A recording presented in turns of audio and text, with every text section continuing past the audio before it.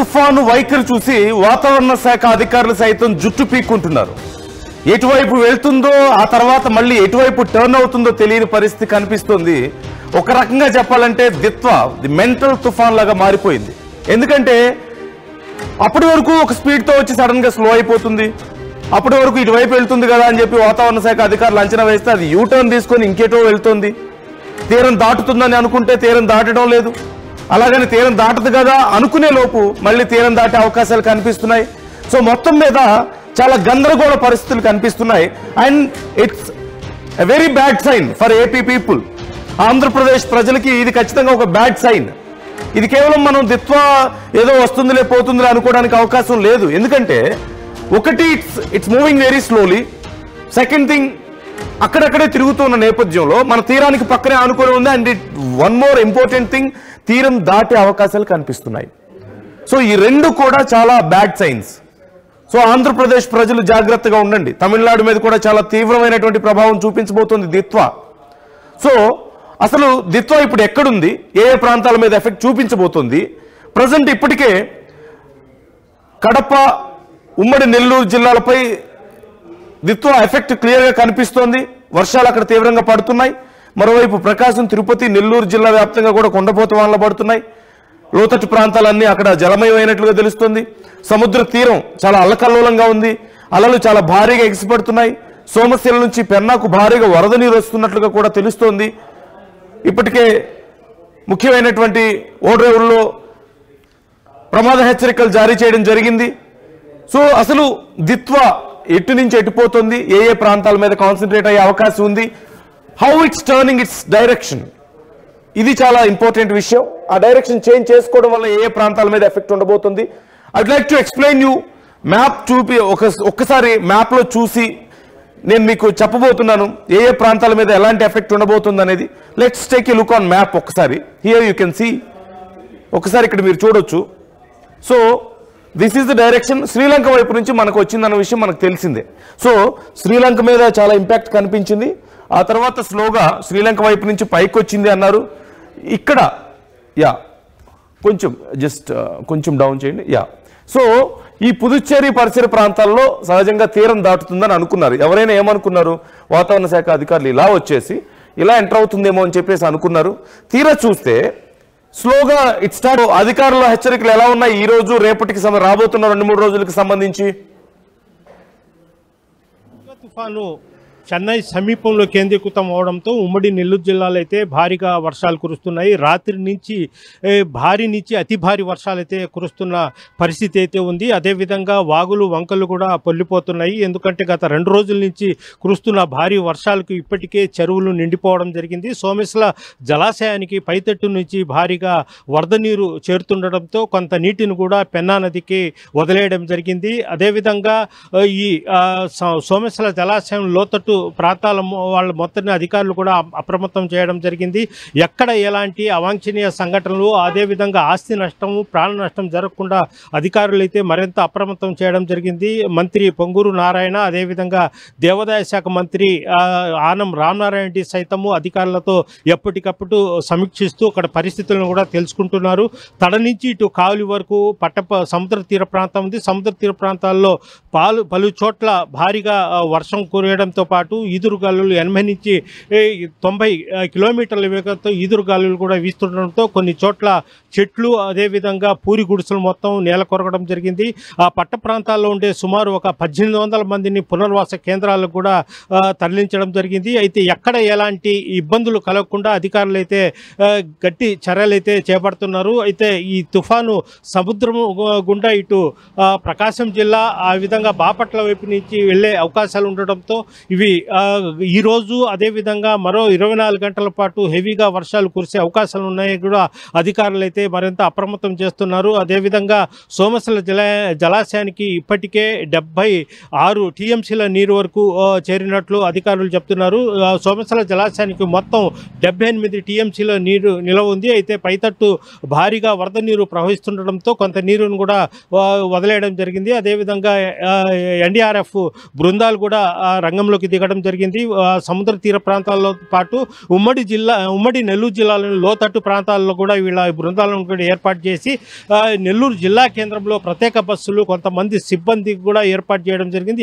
ఎక్కడైనా అత్యవసర ఏదైనా జరిగినప్పుడు వీళ్ళందరినీ అక్కడికి తరలించి సహాయ చర్యలు చేపట్టేందుకు కూడా అధికారులు సిద్ధం చేసి ఉన్నారు. అదేవిధంగా ప్రతి మండలంలో కూడా కంట్రోల్ రూమ్లను ఏర్పాటు చేసి అక్కడ ప్రతి విషయాన్ని కూడా సమీక్షిస్తూ జిల్లా కేంద్రానికి ఎప్పుడప్పుడు సమాచారం అందిస్తున్నారు. అదేవిధంగా జిల్లా కలెక్టర్తో పాటు ఎస్పీ వీళ్ళంతా ఎప్పటికప్పుడు సమీక్షిస్తూ వర్షాలు ఎక్కడ హెవీగా కుడుతున్నాయి అనేది కూడా తెలుసుకుంటున్నారు. అదేవిధంగా అంటే ఈరోజు రాత్రికి 80 నుంచి 70 కిలోమీటర్ల వేగంతో గాలులు వీచే పరిస్థితి కూడా ఉందంటూ కూడా అధికారులు అయితే చెప్తున్నారు. సముద్రం అయితే కొంత ముందుకు వచ్చినట్లు తెలుస్తుంది. అదేవిధంగా అలలు కూడా 1 మీటర్ నుంచి 2 మీటర్ల వరకు ఎత్తున ఎగిసి పడుతున్నాయి. మొత్తం చేపల వేటకు కూడా ఎవరిని కూడా వెళ్ళనీయకుండా గత వారం రోజుల నుంచి అయితే ఎవరిని వెళ్ళనీయకుండా సముద్రాన్ని చేపల వేట నిషేధించడం జరిగింది. మొత్తం చూసుకుంటే చాలా వరకు అంటే రైతులు బాగా నష్టపోయే పరిస్థితి అయితే మనకు అయితే కనిపిస్తుంది. అరటి అదేవిధంగా పొగాకు మళ్ళు అదేవిధంగా వరి నారు పూర్తిగా మునిగిపోయిన పరిస్థితి అయితే కనిపిస్తుంది. కొన్ని చోట్లయితే వరి పంట చేతికి వచ్చి పూర్తిగా అవి నీట మునిగిన పరిస్థితి ఏర్పడింది. మరో 24 గంటలు హెవీగా వర్షాలు కురిస్తే మాత్రం కొంత చాలా వరకు రైతులు ఇబ్బంది పడే పరిస్థితి అయితే ఉంది. అరటి తోటలు చాలా చోట్ల కొంత నీళ్లలో మునిగిపోవడం జరిగింది. హెవీగా గాలులు వీస్తే మాత్రం అరటి పంట భారీగా అంటే 100 ఎకరాలు పంట నష్టం వాటిల్లే పరిస్థితి అయితే ఉంది. అయితే ప్రధానంగా అధికారులు మొత్తం లోతట్టు ప్రాంతాలతో పాటు సముద్ర తీరాల వైపు దృష్టి పెట్టి ఉన్నారు. ఆ ప్రాంతాల్లో హెవీగా ఎక్కడైనా ఈ ఇబ్బందులు కలిగే అవకాశాలు ఉన్నాయి కూడా తెలుసుకుంటున్నారు. అదేవిధంగా రైల్వే ట్రాకులు జాతీయ రహదారులు అదేవిధంగా చెరువు కింద ఉండే కొన్ని రోడ్లు అదేవిధంగా రైల్వే ట్రాకులు ఇబ్బంది పడే అవకాశాలు ఉన్నాయి. ఎందుకంటే కాల చెరువులు తెగిపోతే రైల్వే ట్రాకులు అదేవిధంగా జాతీయ రహదారులు తెగిపోయి రాకపోకలు కూడా స్తంభించే అవకాశాలు ఉన్నాయి. ఎక్కడైనా బలహీనంగా ఉంటే ఈ కట్టలను కూడా ఇప్పటికే యుద్ధ ప్రాతిపదికన వాటన్నిటి మరమ్మతు కార్యక్రమాలు అయితే చేపడుతున్నారు. మొత్తం మీద అయితే ఎలాంటి ప్రాణ నష్టం ఆస్తి నష్టం జరగకుండా అధికారులు అయితే మరింత అప్రమత్తం ఉన్నారు. పెద్ద తుఫాను భారీ వర్షాలు వచ్చినా దాన్ని ఎదుర్కొనేందుకు మాత్రం అధికారులు అయితే సిద్ధంగా ఉన్నారు. ప్రజలు మాత్రం మరింత అప్రమత్తం చేసి ఉన్నారు. వీడియో ప్రదీప్తో గయాజ్ ఆర్టీవీ నెల్లూరు నుంచి. Right, thank you guys, thanks for the detail. ప్రస్తుతానికి ఏం జరగలేదు కదా అని చెప్పేసి లైట్ తీసుకోవద్దు. సో ఒక్కసారి నేను మీకు ఎక్స్ప్లెయిన్ చేస్తున్నాను how is it going on. ఇక్కడ ఇది ఎలా వెళ్తుంది, ఎటువైపు మూవ్ అవుతుంది అనేది నేను మీకు చూపించాను. సో శ్రీలంక నుంచి స్ట్రైట్ లైన్లో వచ్చింది, పైకి వెళ్తుంది కదా తీరం వెంబడి అనుకున్నారు, వెళ్ళి వీక్ అయిపోతుంది సముద్రంలోనే అనుకున్నారు. But it's turning back. ఇక్కడ కొంచెం వెనక్కి ఇక్కడ వరకు వచ్చిన తర్వాత మళ్ళీ వెనక్కి వచ్చింది, మళ్ళీ ఆ తర్వాత మళ్ళీ డౌన్ స్ట్రీమ్లో లోపలికి ఎంటర్ అవుతుంది. సో తీరాన్ని తాకబోతుంది. కాకపోతే తీరం తాకే సమయానికి వీక్ అవుతుందా లేదా, వీక్ అయ్యే అవకాశం ఉందని అధికారులు చెప్తున్నారు. బట్ అంచనా వేయలేని పరిస్థితి, చాలా అన్ప్రిడిక్టబుల్గా ఉంది దిత్వా విషయంలో. సో కేర్ఫుల్గా ఉండాలి. ఒకవేళ కనుక ఇప్పుడు అనుకున్న ప్రకారం ఈ డైరెక్షన్లో కనుక ఎంటర్ అయితే తీరాన్ని తాకే అవకాశం క్లియర్గా కనిపిస్తుంది. తీరాన్ని తాకితే చాలా పెద్ద ఎఫెక్టే ఉండబోతుంది ఖచ్చితంగా. 80 కిలోమీటర్ స్పీడ్తో గాలులు ఉంటాయి అండ్ పంట నష్టం ఉండే అవకాశం క్లియర్గా కనిపిస్తుంది. వర్షం భారీగా ఉండబోతుంది. Approximately 15 to 20 centimetres of rainfall ఉండొచ్చు అంటూ వాతావరణ శాఖ చెప్తుంది. సో అది అతి భారీ వర్షం కింద లెక్క వేయాలి మనం ఖచ్చితంగా. సహజంగా 12 నుంచి 15 సెంటీమీటర్ల వర్షపాతం పడితేనే చాలా పెద్ద వర్షపాతంగా మనం భావిస్తూ ఉంటాం. సో ఈ 20 సెంటీమీటర్స్ ఆఫ్ రెయిన్ఫాల్ అంటే ఒక్కసారి మీరు అర్థం చేసుకోవచ్చు ఎంత భారీగా ఉండబోతుంది అనేది. సో ఇక్కడ ఒకవేళ ఎంటర్ అయితే దిస్ ఇస్ పుదుచ్చేరి హియర్, ఆ తర్వాత తిరుపతి, ఈ మధ్యలో చెన్నైకి ఇక్కడికి ఈ ప్రాంతంలో చెన్నై ప్రాంతంలో సుమారుగా చెన్నైకి కొంచెం డౌన్ స్ట్రీమ్లో కనుక ఎంటర్ అయితే ఈ ఎఫెక్ట్ ఇదిగో ఈ సర్కిల్ మీకు కనిపిస్తుంది. This is the effect range. ఈ సర్కిల్ అనేది ఎఫెక్ట్ రేంజ్ అనుకుంటే ఇది ఇలాగే మూవ్ అయితే సో ఇక్కడ వరకు దీని ఎఫెక్ట్ ఉండబోతుంది. సో అప్రాక్సిమేట్లీ ఒంగోలు చాలా ఎక్కువ ఎఫెక్ట్ ఉండేటువంటి అవకాశం ఉంది. ఒంగోలు, ప్రొద్దుటూరు, కర్నూలు ఈ ప్రాంతం ఇదంతా కూడా తీవ్రమైనటువంటి ప్రభావం చూపించేటువంటి ప్రాంతం. లేదు ఒకవేళ ఇంకేదైనా డైరెక్షన్ మళ్ళీ మార్చుకొని మూవ్ ఫార్వర్డ్ అయినా ముందుగా ఎక్స్పెక్ట్ చేసినట్లుగా ఏపీ మీద మరింత ఎక్కువ ప్రభావం ఉండబోతుంది అండ్ తెలంగాణ వరకు కూడా రీచ్ అయ్యే అవకాశం ఉంది. ఈ రేంజ్ ఇక్కడ వరకు రీచ్ అవుతుంది. ఆల్మోస్ట్ హైదరాబాద్ని టచ్ అయ్యేటువంటి అవకాశాలు చాలా క్లియర్గా కనిపిస్తున్నాయి. సో కేర్ఫుల్గా ఉండండి. ఎప్పుడు ఏం జరుగుతుందో తెలియదు.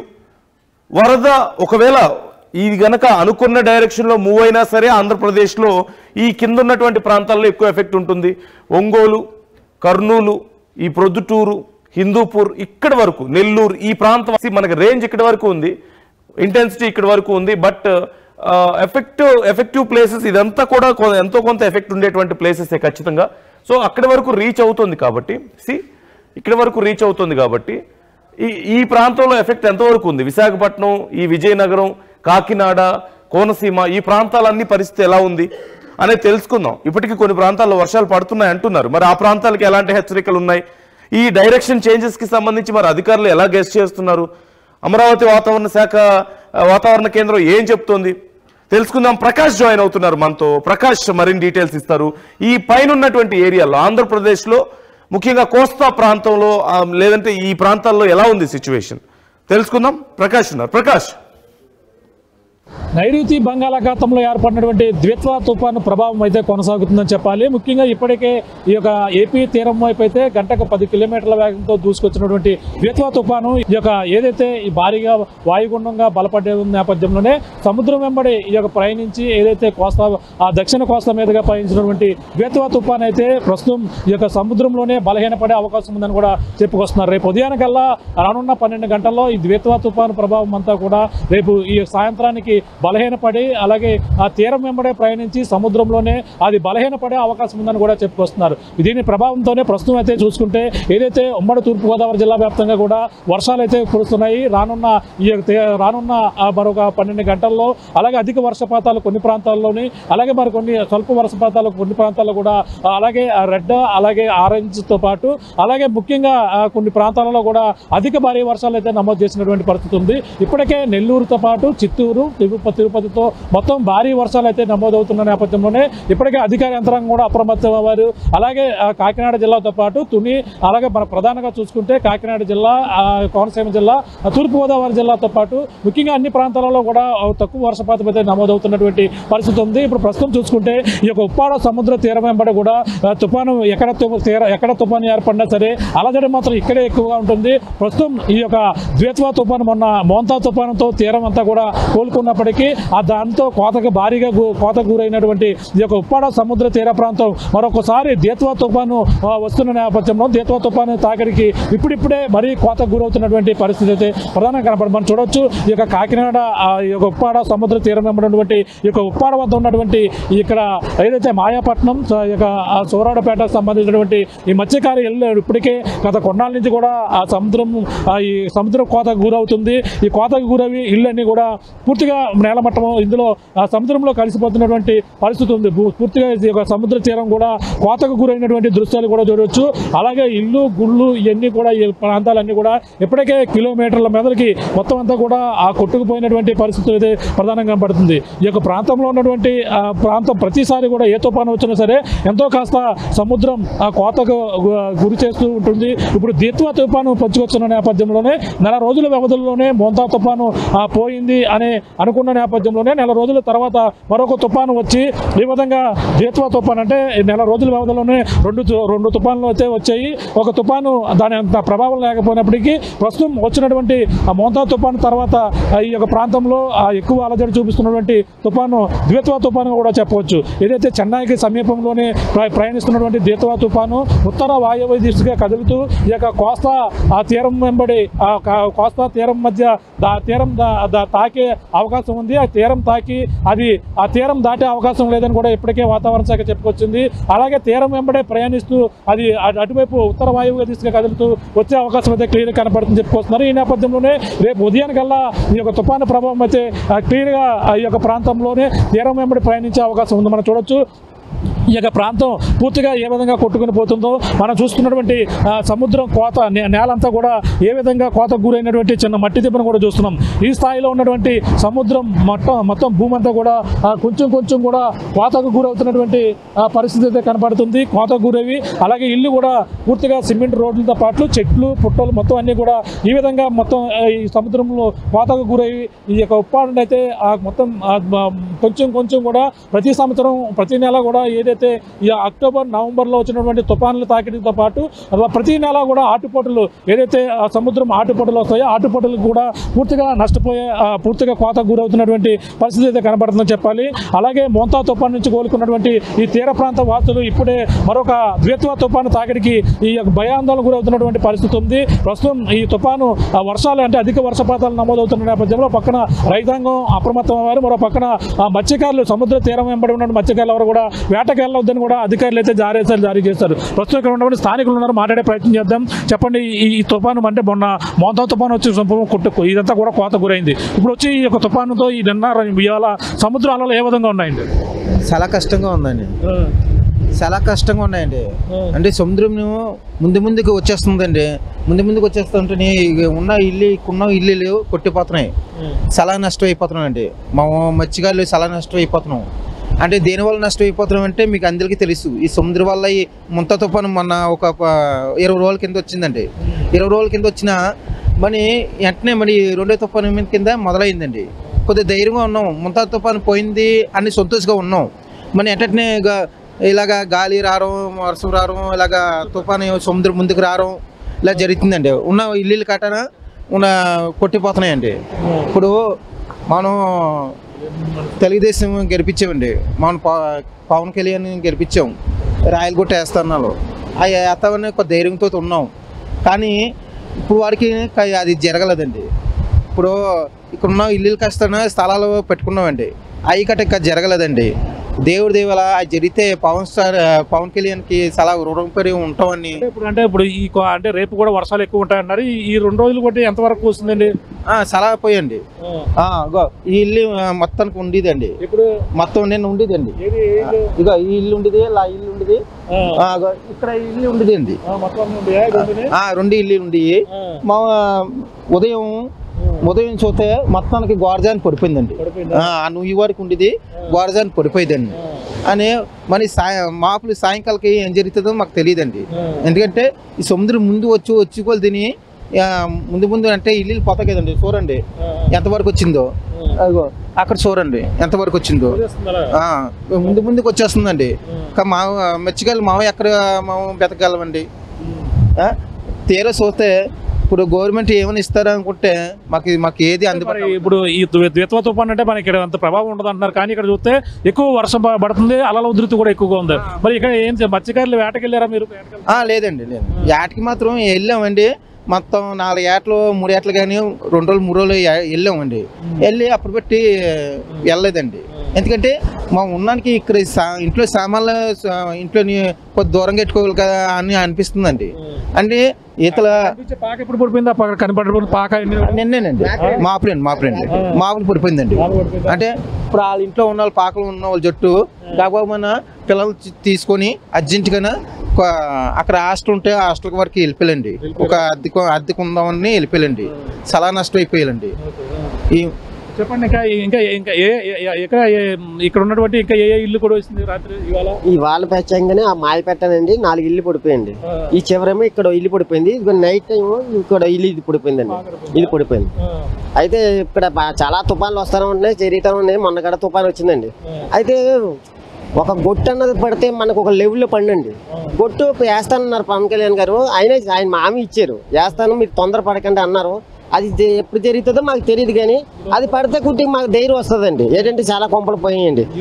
ఈ లోపల ఇక్కడ పోయిన కొంపలన్నీ ఇల్లు చూడండి తాళాలు చేసిపోయారు. వాళ్ళంతా ఏం చేస్తున్నారంటే అద్దెలకి పోయారండి. అద్దెలు పోయి అద్దెల్లో ఉంటున్నారండి. వాళ్ళకి సొంత ఇల్లు గడలేవండి. కొంతమంది వైఎస్ఆర్ పార్టీలో ఉన్నప్పుడు కొన్ని ఇల్లు ఇచ్చారండి, అది అందరికీ రాలేదండి, కొంతమందికి వచ్చాయి.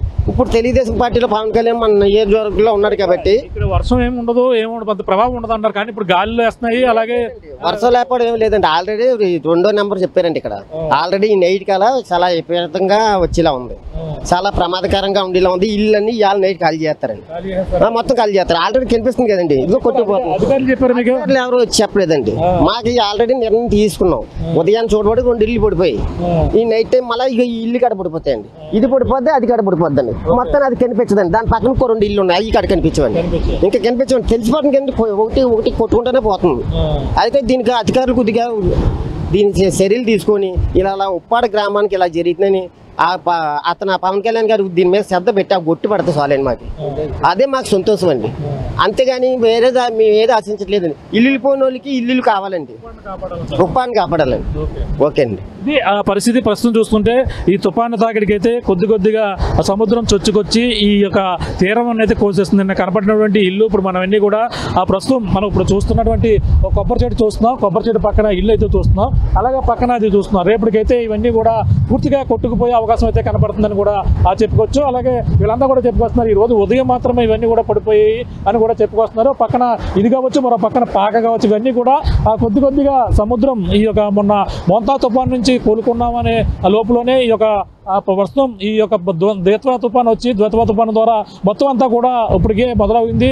అలాగే ఇంకా 2 రోజులు వర్షాలు పడతాయని పక్కన అధికారులు అయితే చెప్పుకొస్తున్నారు. ఈ నేపథ్యంలోనే ఈ యొక్క ప్రాంతంలో ఇక్కడ ఎటువంటి ఎక్కువ ఎఫెక్ట్ ఉండదప్పటికీ ప్రస్తుతం ఎక్కడ తుఫాను వచ్చినా సరే తీరం వెంబడే ఈ యొక్క తుఫాను ప్రభావం ఎక్కువ కనబడుతుంటుంది. దాంతోపాటు ఈ ద్వేత్వా తుఫాను ప్రభావంతో అయితే ప్రస్తుతం ఉప్పాడ సముద్ర తీరం వెంబడైతే కోతకు గురవుతున్నటువంటి పరిస్థితి ప్రధానంగా కనబడుతుంది. అలాగే కనిపించినటువంటి ఇల్లు ఇప్పుడైతే కనబడడం లేదని కూడా మత్స్యకారులు చెప్పుకొస్తున్నారు. ఇప్పుడు ఈ యొక్క ప్రాంతం అంతా కూడా ఇప్పటికే వర్షాలు అయితే కాకినాడ జిల్లాలో పలు ప్రాంతాలలో స్వల్ప వర్షపాతం అయితే నమోదవుతున్నటువంటి పరిస్థితి అయితే కనబడుతుంది. అలాగే ఈ యొక్క ద్వేత్వా తుఫాన్ అయితే సముద్రం ఏదైతే కోస్తా మధ్య అయితే తీరం దాకే అవకాశం ఉంది. తీరం తాకకుండా సముద్రంలోనే బలహీనపడేటువంటి ద్వేత్వా తుఫాను బలహీన పడిన నేపథ్యంలోనే మొత్తం ఏపీలో పలు ప్రాంతాలలో భారీ నుండి అతి భారీ వర్షాలు అయితే నమోదవుతాయని చెప్పుకున్న నేపథ్యంలో అలాగే ముఖ్యంగా ఈ యొక్క కోనసీమ జిల్లా కావచ్చు, తూర్పుగోదావరి జిల్లా, ఏలూరు ఈ యొక్క ప్రాంతాలలో కూడా కొన్ని ఎల్లో అలర్ట్ అయితే జారీ చేస్తారు. ఆ ఎల్లో అలర్ట్ జారీ చేసిన ప్రాంతాల్లో 5% వర్షపాతం నమోదయ్యే అవకాశం ఉంటుంది. ఆరెంజ్ అలర్ట్ జారీ చేసిన ప్రాంతంలో సుమారు 15% వరకు కూడా వర్షపాతం నమోదయ్యే అవకాశం అయితే క్లియర్ కట్గా కనపడుతుంది చెప్పుకొస్తారు. ఇంకా రెడ్ అలర్ట్ అయితే ఇక నెల్లూరు కావచ్చు, తిరుపతి, చిత్తూరు ఈ యొక్క ప్రాంతాల్లో అయితే భారీ వర్షాలు అంటే అక్కడ తమిళనాడు ఏదైతే చెన్నైకి సమీపంలోనే ఈ యొక్క తుఫాను 50 కిలోమీటర్ల దూరంలోనే తుఫాను ఆ సముద్రం తీరం వెంబడి ప్రయాణిస్తూ వెళ్ళే ఈ యొక్క తుఫాను అయితే ఏదైతే ఉత్తర వాయువ్య దిశగా కదులుతూ ప్రయాణం చేసేటువంటి తుఫాను ప్రభావంతోనే ఎక్కువగా ఏదైతే ఈ యొక్క మొత్తం ఈ యొక్క ప్రాంతంలో బంగాళాఖాతం ఆనుకున్నటువంటి ప్రాంతం కావడంతోనే ఎక్కువ ప్రభావం అయితే ఈ యొక్క ప్రాంతంలో కూడా కనబడుతుంది. కానీ వర్షాలు మాత్రం ఏదైతే ఒకన నెల్లూరు, చిత్తూరు ఈ యొక్క ప్రాంతంలోనే ఎక్కువ వర్షాలు అయితే నమోదయ్యే అవకాశం ఉంది. ప్రస్తుతం అయితే ఈ ద్వేత్వా తుఫాను ప్రభావం అయితే ప్రస్తుతం ఉప్పాడ సముద్ర తీరం వెంబడి కోతకు గురవుతున్నటువంటి పరిస్థితి ప్రధానంగా అయితే ఈ రోజు అయితే మనం ఈ ప్రాంతాలను కూడా చూపించే ప్రయత్నం చేసాం. మత్స్యకారులు కూడా నిన్న కనిపించినటువంటి ఇల్లు పొద్దున కూడా సముద్రంలో కొద్దిగా సముద్రంలో కలిసిపోతున్నటువంటి పరిస్థితి ఉంది. అలాగే దీనికైతే ఇప్పటికే ఏపీ ఉప ముఖ్యమంత్రి పవన్ కళ్యాణ్ నియోజకవర్గం కావడంతో ఈ సముద్ర కోత నివారణ కోసం అయితే ఇప్పటికే నిధులు కూడా సెలక్షన్ అయినటువంటి పరిస్థితి ఉంది. ఈ లోపలనే మొత్తం ఇవంతా కూడా పనులు ఎప్పుడు మొదలు పెడతారో ఇంకా తెలియని పరిస్థితి. కానీ ఈ లోపలనే కొంచెం ఈ తుఫాను కొద్దిగా వచ్చి ఈ తుఫాను ప్రభావాలతో ఈ సముద్ర కోతకు గురవుతున్నటువంటి పరిస్థితి ప్రధానంగా ఈ యొక్క ద్వేత్వా తుఫాను ప్రభావంతోనే నెల రోజుల వ్యవస్థలో అవుతున్నటువంటి ఈ తుఫానుతో మరొక తుఫాను ప్రభావంతో దాని నుండి కోలుకుని మరొక తుఫానుతో తీవ్ర ఇబ్బందులు పడుతున్నామని ఇక్కడ ఉన్నటువంటి మత్స్యకారులు అయితే ఆవేదన వ్యక్తం చేస్తున్నటువంటి పరిస్థితి ప్రధానంగా కనపడుతుందని చెప్పాలి. ఇది కూడా తాజా పరిస్థితి. కెమెరాతో ప్రకాష్, ఆర్టీవీ, ఉప్పాడ సముద్ర తీర ప్రాంతం. స్థిరపడటం అంటే ఏమిటి? సొంత ఇల్లు కలిగి ఉండడమే. ఇల్లు కావాలంటే స్థలం కావాలి. స్థలం ఎలాంటి చోట కొనాలి? తక్కువ పెట్టుబడితో ఎక్కువ అభివృద్ధి అయ్యే ప్రాంతంలో కొనాలి. అలాంటి స్థలం హైటెక్ సిటీ ఓఆర్ఆర్ దగ్గర మిస్ అయ్యాం కదా, ఇప్పుడు త్రిబులార్ దగ్గర మిస్ అవ్వకూడదు. షాద్ నగర్ వైపున్న త్రిబులార్కు చేరువలో నూతన వెంచర్ అమేయానందు అప్రూవ్డ్ ప్లాట్లు అందుబాటులో ఉన్నాయి. ఒక్కసారి సకుటుంబంగా విచ్చేసి సరైన నిర్ణయం తీసుకోండి. స్వర్గసీమ వారి నూతన వెంచర్ అమేయ